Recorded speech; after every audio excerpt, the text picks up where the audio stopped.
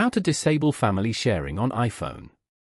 To get started, first of all go ahead and open up the Settings application on your phone. Once you're here, tap on Family below your account at the top. You can view the members here and see what they can access and share. Tap on your name at the top. On this page, tap on the Stop Using Family Sharing button at the bottom. Tap on Stop Using Family Sharing again to confirm.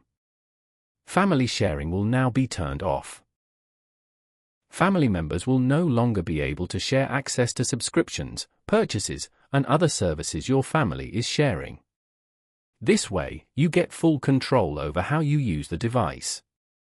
Following these steps, you can easily disable family sharing on iPhone. Thank you for watching.